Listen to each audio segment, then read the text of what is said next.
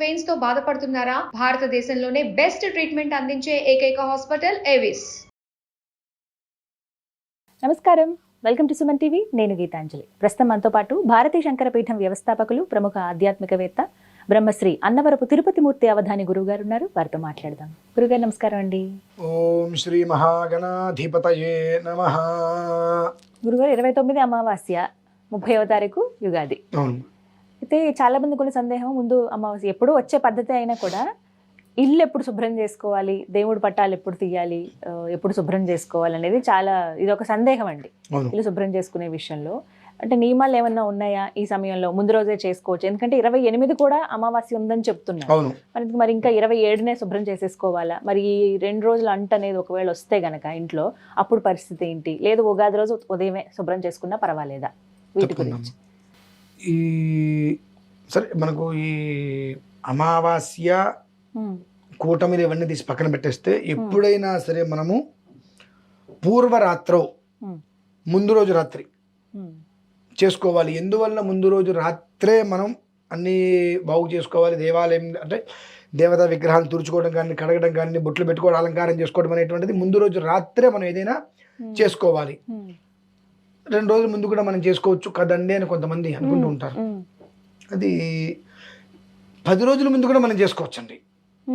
కాకపోతే ఎప్పుడైతే కనుక నువ్వు రేపు ఒక పండగ ఉందనో, ఇంట్లో ఒక ఆరాధన ఉందనో, ఒక 4 రోజుల ముందు 3 రోజుల ముందు ఇల్లు మొత్తం దులిపేసుకొని, మొత్తం బట్టలు అవన్నీ కూడా ఉతికేసుకొని ఆరేసేసుకొని, ఈ దేవుడు పటాలు మొత్తం అన్నీ కూడా శుభ్రం చేసుకొని కనుక నువ్వు ఉన్నట్లయితే, అప్పటి నుంచి నువ్వు ఏదైతే కనుక ఇంట్లో ఒక సంకల్పం చేసుకున్నావో అది పూర్తయ్యే వరకు కూడా బ్రహ్మచర్య వ్రత నియమాన్ని పాటించాలి.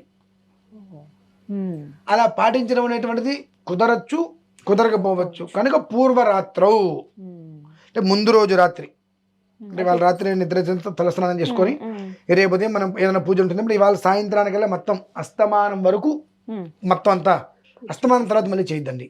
పూర్వరాత్రి అంటే ముందు రాత్రి కల్లా పూర్తి కావాలి. 4 3 అట్లా మొదలు పెట్టేసుకొని సంధ్యా సమయానికల్లా చక్కగా అంతా పూర్తి చేసుకొని జ్యోతిష్మతీం వాసాదయామి మీరు దీపం వెలిగించి పెట్టుకోండి. మర్నాడు ఉదయం ఆ దీపం తీసేసి మళ్ళీ కొత్త దీపం పెట్టేసుకోండి. ఇబ్బంది లేదు. ఇందులో కొంతమందికి ఉన్నటువంటి సందేహాలు, గురుగారు ఇట్లా మేము పటం తీస్తున్నాం, కింద పడి పగిలిందండి పటము, పగిలిపోయిన పటం ఇంట్లో ఉండకూడదు కదండి. ఏం శాస్త్రం అమ్మా అది? పగిలిపోయిన పటం ఇంట్లో ఉండకూడదు అంటానికి శాస్త్ర ప్రమాణం ఏమైనా ఉన్నదా? అంటే విరిగింది కానీ ఇలాంటివి పెట్టకూడదు అంటారు కదా గురువు. పటం పగిలింది, ఫ్రేమ్ కట్టించు, మళ్ళీ ఫ్రేము కట్టించు మళ్ళీ. అట్లా పనికొస్తుందా అండి? అది ఒక పటం షాపులో అమ్మినప్పుడు ఒక ఫోటో మన ఇంటికి తీసుకొచ్చి ఇంట్లో పెట్టుకుంటే దానికి పూజలు చేస్తున్నాం, అమ్మవారిగా భావించి రకరకాల పూజలు చేస్తున్నాం, ఆవిడ నుంచి మనకి ఏదో లభ్యమైందని ఆనందపడుతున్నాం. ఏదో కర్మ ప్రార్థం మేకు విరిగిందో, తుప్పు పట్టిందో, ఏదో చేయి జారిందో, కింద పడింది, అంత మాత్రాన అది అక్కడి పనికి మాలింది అయిపోయిందండి. మార్పించుకోవాలి. అద్దం తీసేసి కొత్త అద్దం వేసేసేయండి, కొత్త దాన్ని పెట్టేసి చక్కగా పెట్టుకోండి. అలా పనికొస్తుందా అండి? ఈ శరీరం ఉందిగా, ఏదైనా యాక్సిడెంట్ జరుగుతుందిగా, చేయో కాలు విరుగుతుందిగా, దానికి ఏం చేస్తున్నావు మరి? దానికి ఏదో రాడ్డో ఏదో పెట్టేసేసి మత్తే అన్నీ నువ్వన్నీ చేసుకోవచ్చా? అంటే నీకు చేయో కాలు విరిగిన ఏదన్నా ఇబ్బంది కలిగినా దానికి ఏదో నట్లో బోట్లో పెట్టుకుంటావు, తిప్పుకుంటున్నావు. నువ్వు నిత్య జీవితంలో అన్ని దేవాలయాలకి నువ్వు వెళ్ళొచ్చు, అన్ని చుట్లోకి చేసుకోవచ్చా?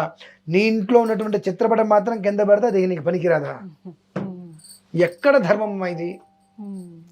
ఆలోచించుకోవాలి ఇది. మరి కొంతమంది ఈ పగిలిపోయిన చిత్రపటాన్ని తీసుకెళ్ళి నీళ్ళలో వేస్తూ ఉంటారు, దానివల్ల వంశాలు పోతూ ఉంటాయండి. అలా చేయకూడదు. వంశాలు మొత్తం అంటే కొన్ని ఫోటోలు పాత పడిపోతాయండి. ఇప్పుడు ఎప్పటి నుంచో 10 ఏళ్ల క్రితం అప్పటి నుంచి పెట్టుకుని అలా ఉంచుతారు. అవి ఫోటో దగ్గర మసక వచ్చేయటము, మొహాలు సరిగ్గా కనిపించకపోవడము, ఇవి ఉండడం వల్ల ఇంకా వాటికి పూజ చేయలేరు కదా. అవును, వాటిని మరి ఏం చేయాలి? చెట్టు దగ్గర పెట్టేసింది, ఎక్కడైనా చెట్టు మొదట్లో వర్షం పడ్డప్పుడు అవి అందులో అలా హరించుకుపోతాయి. అంతేగా నీళ్ళలో వేయకూడదు. ఎందువల్ల వేయకూడదు అంటే, నీళ్ళలో వేయచ్చు. ఎప్పుడు వేయచ్చు? దాన్ని ఫోటోని జాగ్రత్తగా పగలగొట్టి ఆ అద్దాలు ఫ్రేములు తీసి ఆ ఒక చిత్రపటం పేపర్ మాత్రమే నీళ్ళలో కలపండి. అంతేగాని వీటితో పాటు. ఈ అద్దంతో సహా నీళ్ళల్లోకి వేసేసినప్పుడు ఈ అందులో ఉండేటువంటి జలచరాలు అవి తినడానికి వచ్చినప్పుడు ఆ గాజులు గుచ్చుకొని వాటి పరిస్థితి ఏంటి, ఇవి మనం తెలుసుకోవాలమ్మా. మనంతటి మనమే ఇవి అర్థం చేసుకోవాలి. అద్దం పగిలింది, చాలా మంది ఆ పగిలిపోయిన అద్దాలు తీసుకెళ్ళి నీళ్ళల్లో వేసేస్తూ ఉంటారు. అద్దాలు నీళ్ళల్లో వేస్తే అందులో ఎన్నో రకాల జీవరాశులు ఉంటాయి కదా, అవేవో తినడానికి కొంచెం గుచ్చుకుని వాటికి ఏదైనా జరగరాని జరిగితే ఆ పాపానికి ఎవరు మోయాల్సింది? మూలకారకులు మనమే. కాబట్టి అద్దం పగిలింది, ఓకే, జాగ్రత్తగా దాన్ని మొత్తం తీసేసి చెట్టు కింద పెట్టేసి, ఫోటో బాగుంది, ఆ ఫోటో తీసుకొని మళ్ళీ ఇంకొక చిత్రపటం చేయించు. ఈ పెంకులు మొత్తం కూడా ఒక దాంట్లో చిన్న చిన్న ముక్కలుగా చేసేసి ఒక 5 అడుగులు 6 అడుగులు 4 అడుగులు గుంట తీసి గుంటలో పోసి గుంట పూడ్చేసి, ఎవరికి దానివల్ల నష్టం ఉండదుగా. నష్టం ఉంటుందండి ఎవరికైనా? ఎవరికి ఎలాంటి నష్టము ఉండదు గుంటలో వేసేస్తే. అట్లా చేసేయటం వలన నీకు మంచి జరుగుతుంది. కానీ అద్దాలు పగిలిపోయిన పక్కన పడేయటం, నీళ్ళలో పడేయటం, చెట్ల కింద పడేయటం, ఇవన్నీ కూడా నాకు అనిపిస్తూ ఉంటుంది. ఎవరు చెప్పినటువంటి సూత్రాలు ఇవన్నీ? సుఖానున్న ప్రాణాన్ని దుఃఖాన్ని పెట్టుకోవటమే. మామూలుగా అయితే ప్రతి గురువారం ఇల్లు శుభ్రం చేసుకోవాలమ్మా. ప్రతి గురువారం ఇల్లు శుభ్రం చేసుకోవాలి. ఎందువల్ల గురువారం ఇల్లు శుభ్రం చేసుకోవాలి అంటే దానికి వర్గత్రయం చెప్పబడి ఉంటుంది. బుధవారం స్త్రీ తలంటి పోసుకోవాలమ్మా, శుక్రవారం పోసుకోకూడదు. శాస్త్ర ప్రమాణం. శుక్రవారం తలస్నానం చేయకూడదు, బుధవారం తలస్నానం చేయాలి. ఆ బుధవారం తలస్నానం చేసిన తర్వాత గురువారం సాయంత్రం వీళ్ళు చక్కగా ఇల్లుని మొత్తం తలస్నానం ఎందుకు చేస్తున్నారు? తలస్నానానికి ప్రాముఖ్యత ఏంటంటే చాలామందికి అనాది నుంచి బుధవారం తలస్నానం చేసిన తర్వాత శుక్రవారం వరకు కూడా ఆ 3 రోజులు కూడా భగవదాధీనం అనేటువంటిది ఒకటి ఉన్నది. కనుక బుధవారం అనేటువంటిది తలస్నానం చేసేసిన తర్వాత ఆ రాత్రి చక్కగా ప్రశాంతంగానే జాగ్రత్తగా ఉండి మరునాడు గురువారం లక్ష్మీవారం అంటారు దాన్ని. ఆ రోజు కొన్ని అర్చనలు చేసుకొని సాయంత్రం చక్కగా అన్ని నీట్గా శుద్ధి చేసుకుంటారు. శుద్ధి చేసుకొని సాయంత్రం నుంచి మళ్ళీ శుక్రవారం పొద్దు అనేదో అంటుంటారు అప్పుడు మనకు. దాని నుంచి ఆ ఆరాధనలు అనేటువంటిది పూర్వంలో చేసేవారు. ఇప్పుడు అది మొత్తం అన్ని పోయినాయిలే కానివ్వండి. ఇప్పుడు ఆ వారం ఈ వారం లేవు, మనకి ఎప్పుడు కుదిరితే అప్పుడే తలస్నానం వచ్చేసింది. కాబట్టి అందులో రేపు అమావాస్య కూడా వస్తుంది. పూర్వరాత్రం 29 రాత్రి. ఇంకా మీకు కాస్త ఏదైనా అనుమానం ఉంటే 28 రాత్రి సాయంత్రం శుభ్రంగా బాగు చేసేసుకోండి. బాగు చేసుకొని అదైపోతుంది. 29 రాత్రి మళ్ళీ బాగు చేసుకోండి.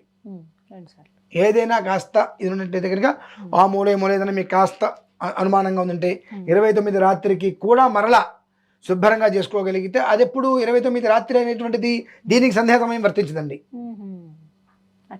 దీనికి సంధ్యా సమయం కాదు, రాత్రి సమయంలోనే ఆ మొత్తం అంతా శుభ్రంగా. అంటే ఉదయానికి మన ఇంట్లో తోమవలసినటువంటి గిన్నె ఉండకూడదమ్మా. ఒక మాటగా చెప్పాలంటే